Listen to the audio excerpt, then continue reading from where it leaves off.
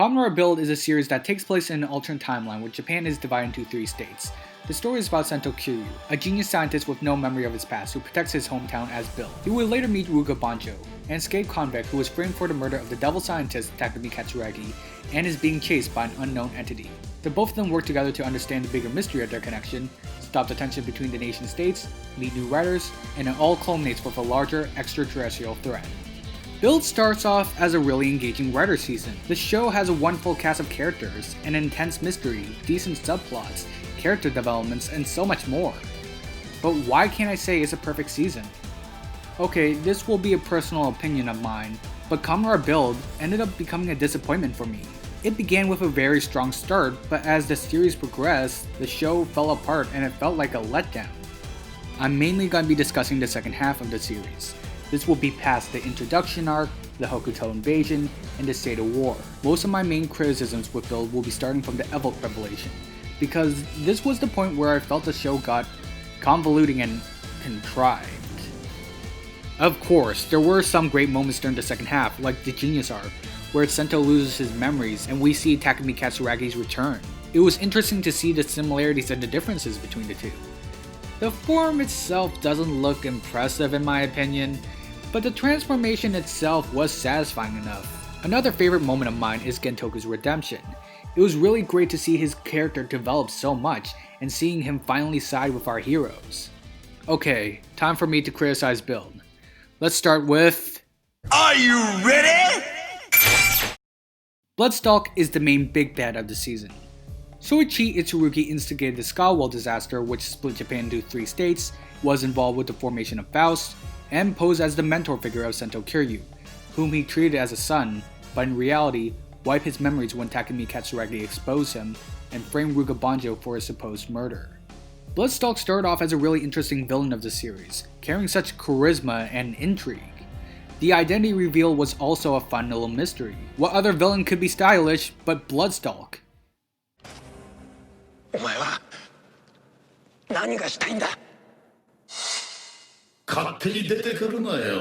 Wait, that's his real voice? I thought it was supposed to be some voice modulator.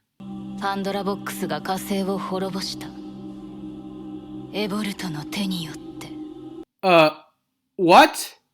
Upon the reveal of his actual name, Evolt's overall plans do have some specific end goals.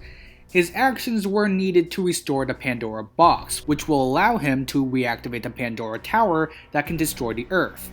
That's why he sided with both Team Build and Faust to get enough full balls to restore the Pandora box. When that's all over with, all he needed to do next is regain his physical form. Okay, now we get into the first problem with his character.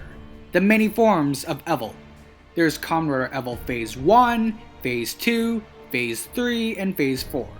Okay, I get Phase 1 being his base power, and Phase 4 being his true form, but what's really the point of Phase 2 and 3?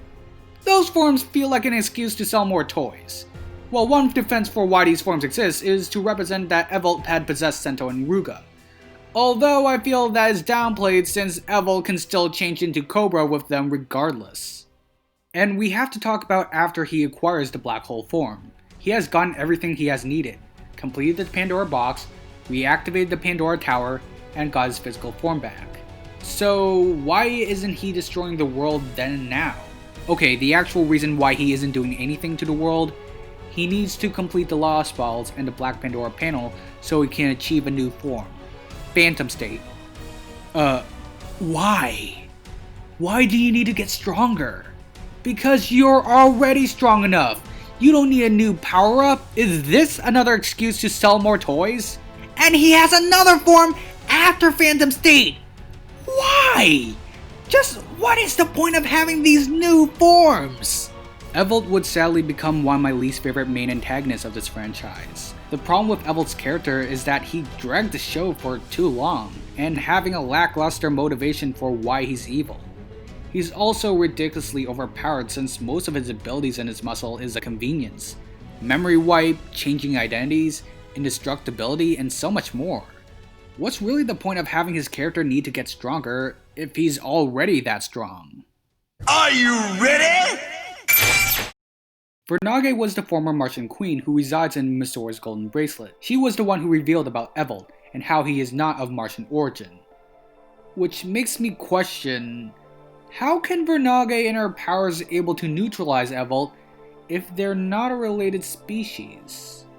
The problem with Vernage and Mars in general is that it seemed to be setting up a major plot point of the series, like Gaim did with the Helheim Forest, which led to the Femishu civilization. Except here, it's being pushed aside for some other civilization that we're suddenly being told about. So how about the Martians? What do they even look like? Why couldn't the writers have Evolt be Martian? Wouldn't it make sense for how Vernage was able to neutralize Evolt? It also didn't help much that Vernage's voice actress Sora Amamiya had a brief leave of absence after her throat wasn't in good condition to reprise her role. Yeah, Vernage's role was so reduced, only showing up by Deus Ex Machina fashion, and it's disappointing seeing Mars just pushed away in the story. Are you ready? Namba Heavy Industries is a separate villain faction who regularly supplies Faust with the technology that is needed to take over Japan. Namba is an intriguing character because he doesn't care about what happens to the people in the country. All he cares about is making money from the war. He has also abducted several children to serve as his personal soldiers and spies, which Team Build member Sawa used to be part of. The Hellbros are Namba's special unit using the Kaiser system from that Build X-8 crossover. The Washio brothers are part of the Namba's children's system, and the two became his best soldiers. What really disappointed me was when Namba and the Hellbros died. Namba may have done a lot of terrible and highly illegal things, but him dying didn't feel satisfying enough for all he has done. Namba is a rare type of human villain we've seen in Kamen Rider, since some are occasionally monsters or people who transform into monsters. But instead, Namba is a civilian antagonist who also poses a threat to the heroes as well. For the Hellbros, I really can't feel bad for them when they were both killed off. Look, when we were introduced to the Hokuto 3 Crows, we had a lot of time in previous episodes which showed their chemistry with Grease, their backstory and motivation for participating in the Hokuto invasion. It was at the point where they transformed to Hazard Smash where it hit the mark. They will die if they get defeated, and it was emotionally heartbreaking in every scene where they die. The Hellbros don't have that same impact. Sure, we get backstory about the two, we do know that the Washio brothers do care for one another, but I thought there were potential with these characters. But alas, Evolt just killed them. Their deaths didn't feel somber and emotionally tragic as the Hokuto trio, and Namba's death wasn't satisfying in my opinion. It just felt rushed. It seemed like the show had no idea what to do with them anymore. But there is one Namba child left in the battlefield. Are you ready? Utsumi was definitely an enigma when we see him on screen. Ever since his introduction, he was the assistant to Gentoku Hiromu, but there was nothing interesting about him until episode 12, where Utsumi surprisingly has some character, and it was tragic to see him die just when he was about to turn good. That was until... yeah, ever since he came back from the grave, there wasn't a lot of interest with this character. He is also revealed to be an agent of Namba. Okay, there's still nothing that kept me from caring about his character. Even as Kamen Rider Mad Rogue, I still find it hard to even care about Utsumi since all his character is just the lackey of the big bad whom he keeps changing. I don't care about Mad Rogue that much. Utsumi was an intriguing character in chapter 1, but ever since he came back, I was mostly bored with this character and still did after he became a Kamen Rider. His initial breakdown and first transformation to Mad Rogue was a memorable moment with his character. That's it, he mad after that point. In the endgame arc, it's revealed that he's a good guy? What? Yeah, he was pretty much feigning his alliance with Evolt so he can stab him in the back. Okay, was he really faking it the entire time? Also, he turns out to be a cyborg, because everyone keeps saying that he acts like one. Ha ha ha ha! No, really, he actually has mechanical implants keeping him alive after Gentoku shot him, and he ended up short-circuiting after overusing the Evil Driver. I don't hate Utsumi, but like I said, his character feels stagnant. Even his death wasn't as tragic comparing it to the true star of the episode. Are you ready? I know some people who like it, some hate it, but let's get this out of the way. Gentoku's clothes change. Let's keep this very short. I have heard the various rumors and possible explanations for why this gag started. One of them was that the actor's kids were frightened by him on screen, so he suggested to producers to make Gentoku more kid-friendly. I guess that's why they were scavenging around a gag for him. But Gentoku wearing ugly clothes? My actual criticism isn't with the gag itself, but how it was introduced out of nowhere. Look, I'm not saying that it's wrong for Gentoku to become a funny character. It could show some development of how Team Build is rubbing off on him. But it started with us immediately getting a clothes gag out of nowhere. No foreshadowing, just suddenly a clothes gag like it was a part of his character. I'm mostly mixed with the clothes change. I'm not saying that he shouldn't have a gag, but it feels like the writer had no idea how to make Gentoku funny, so he made up some gags to figure out which one he should stick with. And I'm glad it just ended with him just wearing a black jacket. Also, side note, please watch Prime Rogue. It's the story of how Gentoku gets the black jacket, and it's a really sweet story. Are you ready? The show keeps retconning itself. Stalk's voice modulator turns out to be Evolt's actual voice. Huh. Rogue caused Katsumi to die, until it was revealed that it was Evolt's idea as a means to increase Banjo's hazard level.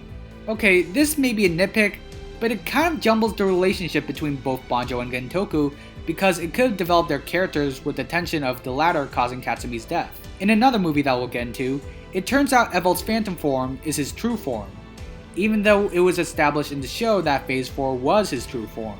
But the worst of Build's retcons came from the summer movie, Be the One, where we are introduced to the Blood Tribe. They are followers of Evolt who happen to have aided him throughout the series. They were actually the ones who suggested Banjo's girlfriend to die in order to increase his hazard level and ignited the Japanese Civil War. Okay, why are we knowing about this now? And why are they suddenly showing up? Yeah, even if they weren't there, nothing would change because the Civil War was going to happen with or without their assistance. All the trio did was suggested these plans, but they didn't instigate them. These facts just come out of nowhere, and even if these characters never existed, nothing would change. Even if you think Kamen Rider Blood looks cool, are the trio as characters entertaining? These are just pointless characters in an already confusing storyline. Are you ready? Sento's father, Shinobu Katsuragi, returns to present day after faking his death and is acting as another Build. No, not that guy. He also appears to be aiding Evolt. But wait, it turns out he's actually a good guy acting as a double agent. He knows that will be hard to completely defeat Evolt, so he came up with an idea to create a new world. Evolt comes back and kills Shinobu, but he was able to tell Sento about a secret white panel that even Evolt doesn't know about. How did Shinobu discover a white panel, and how did Evolt did not know one existed? What kind of math and science were you able to figure that one out? Sento uses the hazard trigger in the remaining panels to create the white panel, which has the power to open up different realities and plans to merge their Earth with a different Earth, creating a new world altogether, and will use Evolt as a catalyst to bridge the connection of the worlds, which will in turn destroy him. This is a ridiculously insane plan. A similar situation already happened in the X8 Build crossover, and yes, this will be a successful fusion in contrast, but Sento, you're placing the fate of your entire planet in the lives of some other Earth just to destroy your one enemy. Couldn't he just use the portal to get help and get more Kamen Riders to join in? Oh right, non-anniversary Rider seasons are self-contained. Behind the scenes, the reason for this is because it was intended to be an in-universe explanation for why Build is able to appear in later crossovers. Which I really don't understand why they started to have Build take place in its own distinct world, only to change their minds afterwards. Yeah, eventually in next season, Zio would ignore this, keeping Build and all the other Rider shows in their own universes. You know in Overquarter when Waz says the Kamen Rider continuity is a mess? This is an example of it! In the end, Sento completes the white panel and defeats Evolt, successfully merging the two worlds into one. He wakes up in the new world, where nobody remembers him and his sacrifice. Katsuragi fades away, and Sento seemed to be all alone. Until... Sento!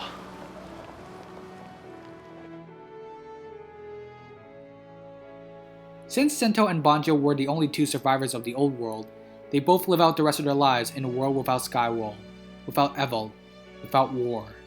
Only peace. It's a really bittersweet and beautiful ending. Until this movie happened! Are you ready? Evil turns out to have an older brother named Kilbus. He pops out of the white panel and copies Sento, then some dancer on TV. He fights Banjo and reactivates the Pandora box, which restores the memories of some of the people from the old world, including our main cast, which is nice I guess. And wait, Evil? Yeah, he apparently survived, but other than no Skywall, does that mean merging the worlds was all for nothing?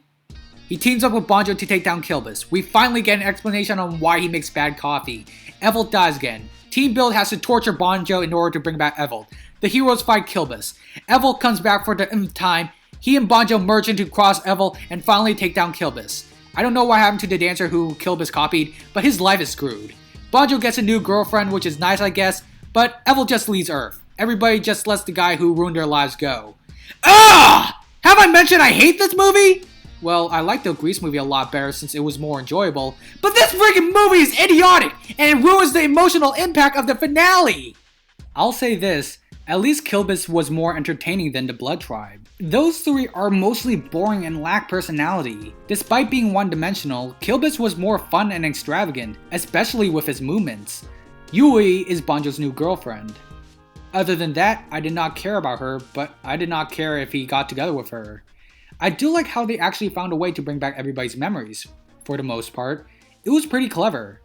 But other than that, this movie sucked. Although I have ragged about Build's many problems, how it got convoluting in the end, I wouldn't say it's that much of a terrible season. What kept me watching was most of the characters, especially the writers. What I said earlier was my own opinion and it's fine for you to like Build. Look, to me, Build started off really enjoyable and I enjoyed the mystery and war aspects of the show. But over time, it became a pile of ideas that weren't executed well, mainly the second half. Also, I think the problem is that there were too many forms and toys for Bandai to promote and implement to the plot, which would also be a problem for seasons after Build. Kamen Rider Build isn't a bad season, and I don't hate the show. It had a good first half and a terrible second half. I'm not the only one with this thought because there are people like me who could agree that this show's second half is kinda weak.